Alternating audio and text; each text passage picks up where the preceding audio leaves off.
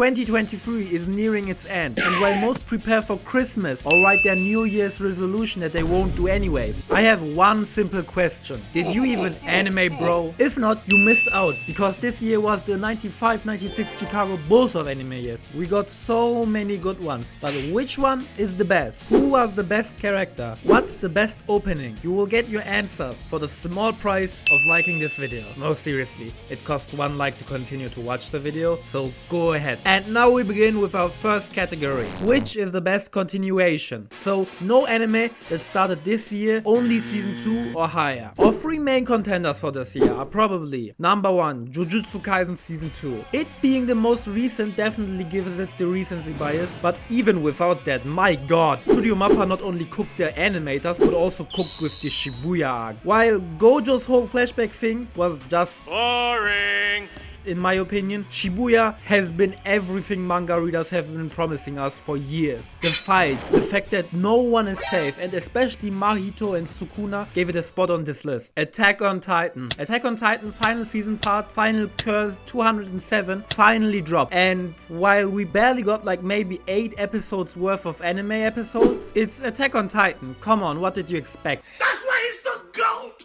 The GOAT! Part 1 was probably the best of Attack on Titan I have ever seen, only next to Return to Shiganshina. And while the final part had its flaws, the first hour of it was still masterfully done. And it's the end of Attack on Titan, guys. Vinland Saga season 2. Peak. That's it. That's all I gotta say to it. I genuinely don't think I need to say much about Vinland Saga. The characters, the development, the story. It was a once in a lifetime experience. After watching so many shonen, a show like Vinland Saga revolutionized media for me. Many have said it before, but season 2 of Vinland Saga transcends anime. It's why most of us started watching anime, the lessons it teaches. And while most of us grew tired of that aspect because 99% of shows teach the same lessons, Vinland Saga brought me that joy back. That's also why it wins best continuation of 2023 for me. Absolute cinema. Next category, best debut anime 2023. So basically anything that came out with season 1 this year. By the way, I will mix in best continuation and best season 1 at the end of the video to present the best overall show of 2023. Anyways, we have had some good shows that started out this year, like Hell's Paradise, Mashal, Tom 100 and also Pluto. There are 2 big shows for me this year, and runners up is Heavenly Delusion. While I wasn't that into Heavenly Delusion, I can still acknowledge that it is a good show. The mystery and the execution of a post-apocalyptic world that's still unique despite the trope being as old as time by now were well done, and I'm definitely looking forward to season 2 to find out what happened with the world of Heavenly Delusions, to put it into this state, and most importantly, what's up with those kids. Seriously bro, why did we always spend like half an episode checking in with them? The best season 1 of 2023 however is the still running Frieren. There are definitely similarities between my pick for best season 1 and best continuation. Both were written so well and both dealt with situations we don't usually deal with in anime. With Frieren, the show deals with after the story, after beating the final villain and what happens after that, alongside what being almost immortal really means, and it's so good. So basically, Frieren is near immortal and has just completed your typical anime. Go find friends and kill the boss.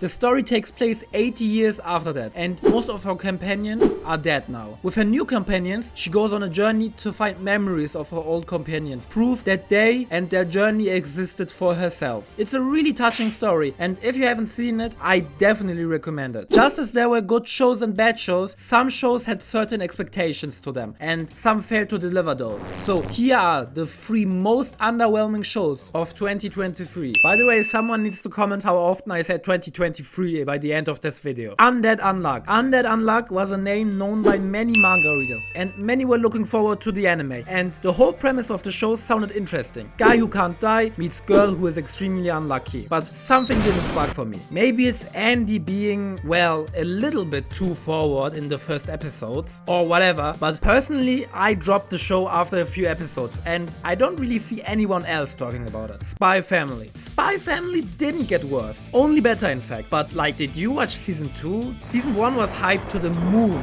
but like so many new shows tend to do, they fly high but die pretty quickly. Not many cared about season 2 as far as I can tell. I mean, some still watched it, and so did I, but it was always like, yeah, good episode. Anyways, maybe the episode to episode storylines got boring, but I think season 1 just flew too high for season 2 to catch up. Demon Slayer. For some, totally deservedly on the list, and for some, they can't believe their eyes. What do you mean, Demon Slayer Erzi? You good looking, smart, funny dumbass. I will subscribe and like the video, but you are still wrong. That's how some reacted. I'm sure of it. Personally, after season 2, season 3 was kinda okay, I guess. Now don't get me wrong, I'm not one of those guys that hate on Demon Slayer just cause it's cool now and claim it's only animation. Quite the opposite. I like Demon Slayer, but season 3 felt like a sandwich arc. The villains felt like we gotta get through them to reach the real good ones. The Hashiras were kinda underwhelming, as Tanjiro basically did everything himself and they didn't do much, which is a bit disappointing after having seen Rengoku and Tengen, and without Zenitsu and Inosuke, all this added up to me feeling meh about this season. And the winner also is Demon Slayer for me. I know, very subjective, but personally I was a bit disappointed with season 3. I think season 4 will be hyped though, from most underwhelming to most underrated, and here I present you two very strong cases. Runner up and the anime my last video is about, go check it out, Tokyo Revengers. It's nothing revolutionary, but like, what's up with no one talking about Tokyo Revengers anymore? Especially since it's so much better than season 1. The first season had crazy hype and probably was overrated, so it's weird how now it's underrated, because the Christmas Showdown arc and the Tenjiku arc are probably peak Tokyo Revengers. However, clear winner, and if you know me a little bit, you already know the answer, Dr. Stone. I'm a huge Dr. Stone fan, like it's easily in my top 15 anime list, maybe even pushing top 10, and it's easily one of the best new gen shonen. So seeing nobody talk about it is confusing. It has such a unique plot, such a unique main character, it has science, a very lovable cast of side characters, and the best mystery of recent anime. Who or what petrified humanity? And the best part is, it only gets better. Season 3 is maybe the best season of Dr. Stone. We leave the village and find out a lot more about the petrification beam on this new island. Easily the most underrated anime this year. The best character. This year we had many good characters. Eren and his ending were executed very well. I already talked about Freewen, and also Luffy went hard this year. Yes, One Piece also counts with these lists, guys. However, there is no way around what Vinland Saga did with Thorfinn. His character development is what makes season 2 so good. Something I haven't seen before, and not only character of the year, but most definitely one of the best anime characters of all time. The opposite of best character, well, somewhat, is best villain. And low-key,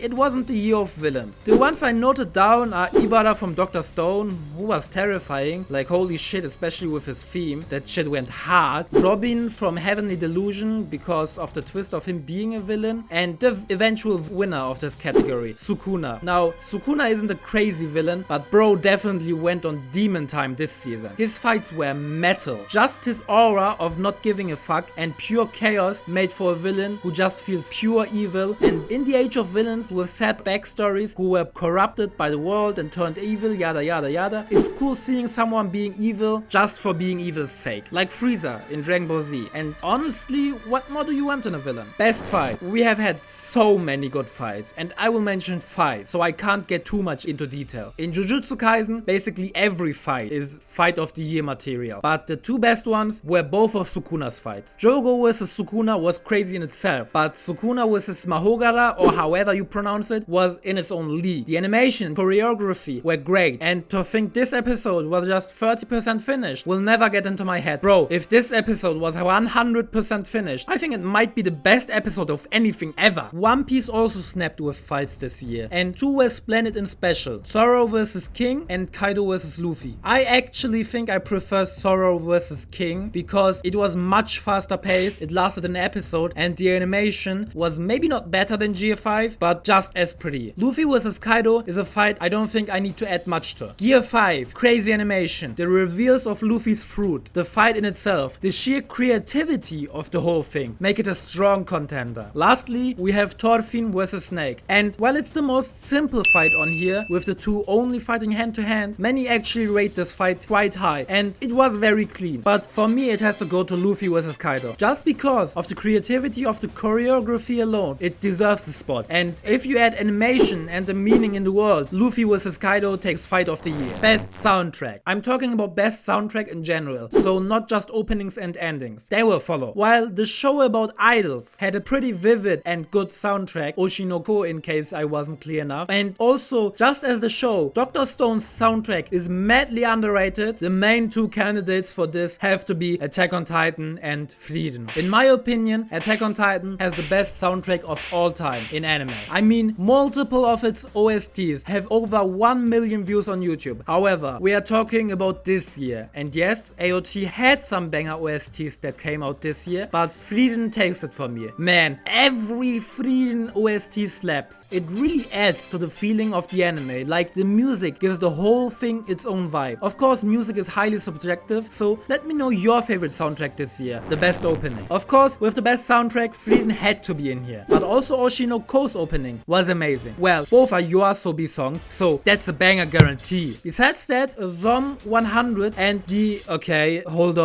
Apothecary Diaries had a banger opening. Specials by Jujutsu Kaisen was kinda mad the first time I listened to it, but my god is it a grower. Oshinoko takes the best opening of 2023 for me though. The opening was just too good. Best ending. Again, our usual suspects like Oshinoko and Frieden, because as I said, they have a banger soundtrack in general. Tokyo Revengers Say My Name also went hard, just as ending 2 of Hell. And no, I didn't watch the show either, but the ending is still great. Number 1 spot goes to Frieden with Liz by Millet. I know this isn't the official ending, but like a special ending, but just listen to it. It's so clear, man. Even when you don't want to count this ending, Frieden wins with Anytime Anywhere. That's how good Frieden's soundtrack is. Now, we come to the final category, best anime of 2023. You probably guessed it by the way I praised it earlier. It is Vinland Saga Season 2. As I said, generational stuff. A season like this won't come again in a long time. Anyways, that's it. Thanks for watching. Bye!